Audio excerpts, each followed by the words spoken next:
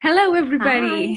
Hi. Welcome to Tuesday Talks, and we're coming to you live from Vantaa, Finland's airport city. And I'm Harsh from Fun Academy. And I'm Saara from Fun Academy as well, and I'm the trainer for fun learning educators and our future astronauts. So, before we kickstart, let us tell you a little bit about Tuesday Talks because this is our first ever session. And we're so excited. Yes, Tad we bit are. nervous. A little bit. And we're coming to you live from one of our kindergarten sites. So it's most likely that a little person will run in through the doors and We won't mind. we won't mind. But all our preparations will probably not work out that well in the case that happens. So be warned. But yes, so Tuesday Talks is our initiative of supporting our fun learning community online with continuous information about how to make education better. And we want to talk and share ideas about how we can make early education practices around the world better, especially based on the fun learning approach. And on that note, today we want to tackle fun learning, talk a little bit more in depth about what is the fun learning approach and why we need fun learning in education and in our everyday life. Perfect. So, Saara, what is fun learning? Fun learning is an approach to education where we want children to take initiative and for them to own their own learning. It's not a skill that we look at per curricula or for their early education or school years. It's a skill that an approach to thinking about learning and education that lasts a lifetime and that you also practice and learn throughout life, throughout different phases in life. And we want to start it early on as the children are young and just entering their more structured learning journey so that they could make the most out of every single moment that they have so that the potential in them can come out and be seen to the world.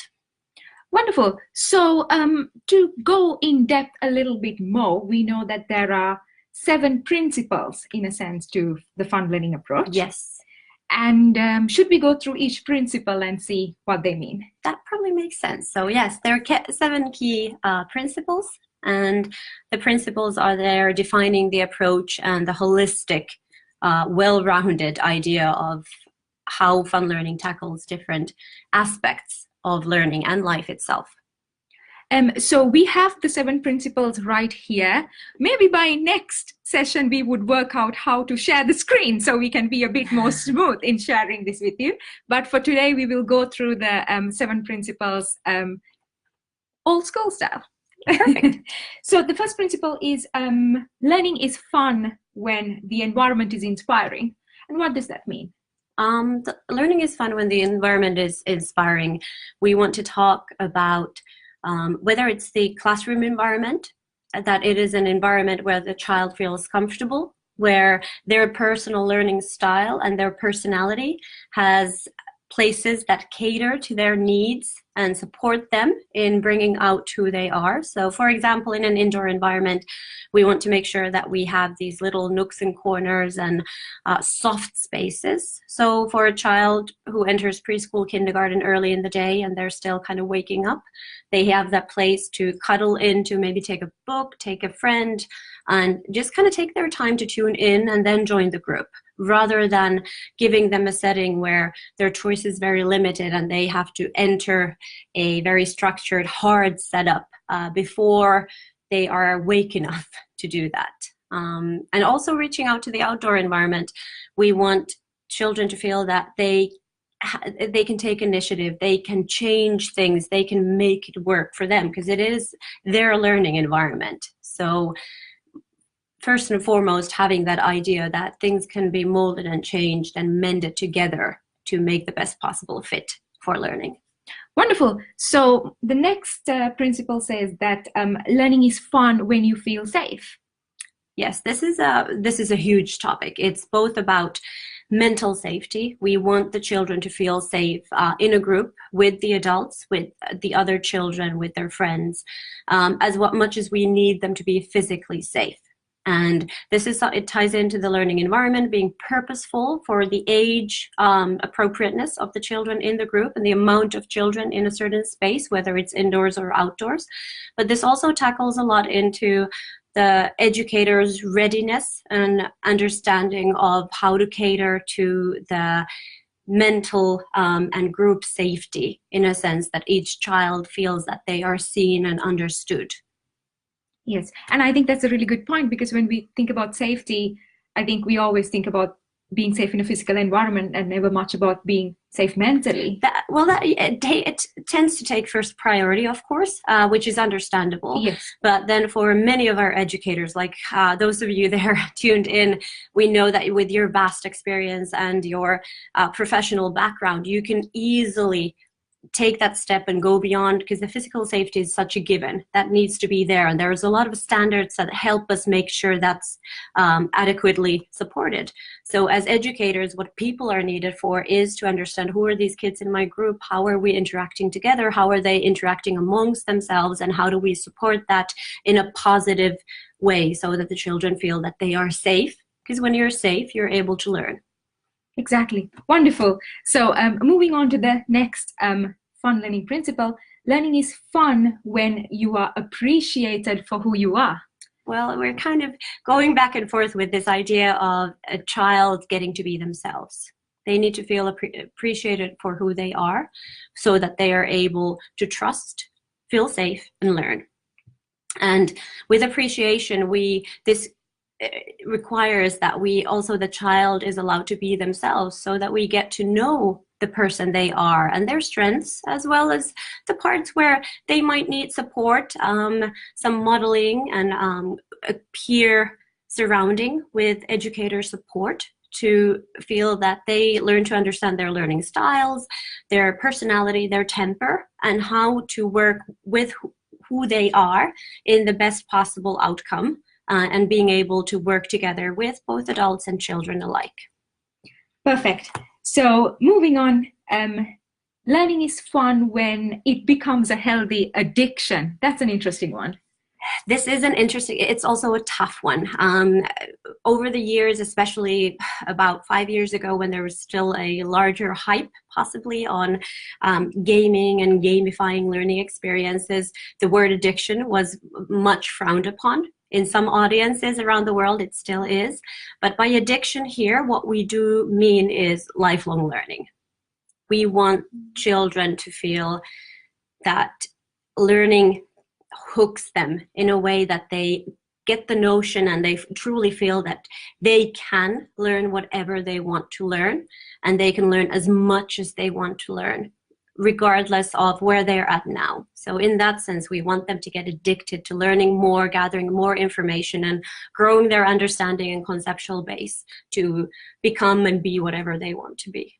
Perfect. I think that clears up about healthy addiction. And learning is fun when you can choose how you learn. Well, for centuries, we've known that we have different kind of learners. But in the fun learning approach, we really want to take this idea of choosing how you learn in a sense where the educator can structure, set up somewhat, but give enough room for the child to be supported and feel like they can use their strengths in learning and their previous knowledge, and get support with the items and styles of learning that are not so familiar to them, or that are not what they're not so accustomed to. But really, for learning to be fun, you need to be able to make choices so you feel that you can take ownership again, responsibility in your own learning from an early age. Yes. So am I then right to assume that this learning method is quite far away from the traditional method we know of the teacher standing in front and telling the students what to do? Yes, rope learning and fun learning approach are quite on the other opposite ends when we think about learning approaches. Okay, so learning is fun when you love what you do. well, isn't everything fun when you love what you do? It is. Yes, it is. It absolutely is. This ties into intrinsic motivation. So a lot from the motivational psychology background, when we know about how the human brain, how our actual hormones and cells interact when we feel, when we are able to feed in to that feeling of capability, and when we're able to grow in that space. So when we get to choose how we learn, we get to choose either a style or an environment or a concept or a topic that is interesting to us, that ties into the intrinsic motivation, pushing us forward into digging out more information or leveraging it out, pushing yourself just on the verge of being slightly uncomfortable, but then getting, again, like taking a giant leap in what you're capable of doing. And this builds and grows the portion of self-capability. And when you have that passion there fueling up your learning, it is truly fun to learn. Sounds wonderful. And well, last but not least, probably one of our more controversial learning principles, learning is fun when it is fun to fail. How can failing be fun? It's not fun. You know, Harsh. Yes. Yes. We know each other, and I know this is something I go back to in training all the time. I'm a very competitive person. I would be the first one to say failure is not fun. But what we mean here is that learning is fun when you discover a way that doesn't work, but you have that intrinsic passion and motivation to take you to the next possible outcome. So it's not so much about failing, and it's more about discovering a way that, hey, I know something that doesn't work for this. I'm going to try something different. So actually reconceptualizing the understanding of what it means to fail, rather looking at it in a perspective as there are multiple options, and not all options lead to the outcome and to the end result and goal that you have in mind. So you keep going until you've reached that step where you wanted to go.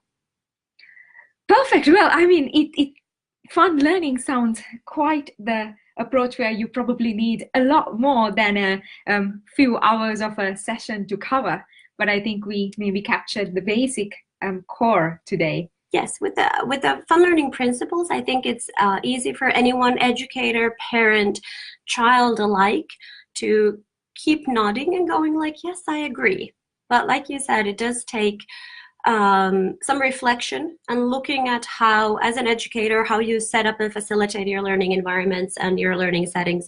As a learner, how much initiative and responsibility you feel comfortable at taking and how to grow in that role. And as a parent, I think the most challenging part with the fun learning approach is really being there and joining in on the learning path rather than downpouring and safeguarding the child too much. And fun learning seems a lot more than just being entertained and having fun. Yes, that's a misconception that we come across time to time. And fun learning definitely is not about being entertained or entertaining. We're not looking at finding the educators who deliver a hilarious class. What we are talking about, what the foundation of fun learning is really sparking that inner passion that each and every one of us has, and being able to use and fuel that in a like company to grow in the ways you learn, gather more information, and be able to share that in a community that supports the idea of a well-being, holistic approach to life and learning. Absolutely. And I think by going through the principles, we captured in many ways why we need fun learning and why we need to trigger this passion for learning and why we need children to embrace lifelong learning. But Saara, we know that you have traveled with Fun Academy to many countries around the world and trained our educators in fun learning. So if somebody was to ask you, like, why do we need fun learning? Like, why do kids need fun learning? What would be that kind of ultimate answer you have for them? Well, this ties into why do we have the Future Astronauts program. The world is changing at an unreal pace. To as an educator myself, to be able to cater to the kids of today in supporting them with their dreams of what they want to become and what kind of professions are out there, I don't want to say I don't know. But in my heart, I really feel unsure about drawing them a picture, a visual image of what the world will be for them in 10 or 20 years. With fun learning, I feel that I'm giving them the best possible tools to tackle the world that they will live in and they will further create to be a better one, hopefully, than what we've been able to do. And that's really why we need fun learning, is we need people to have this approach that they can continuously build themselves and be the best possible version of themselves, and knowing that the person next to them believes the same. That way, no matter what's in face for us in 10 or 20 years, we don't have to worry. It's going to be a fun-filled future. Wonderful, wonderful. And also, we are coming live today from Finland, and Fun Learning Approach and Fun Academy as a company also, we are rooted in the Finnish education approach, yes, the Finnish education system. So what is sort of the essence of Finnish education, or the best of Finnish education that Fun Learning draws from or captures? Fun learning definitely draws from the Finnish educational system, mostly from the big foundational trust and the systematic approach to making a change through the fact that when Finland has built its educational system, it's based on the idea that educated people make educated choices.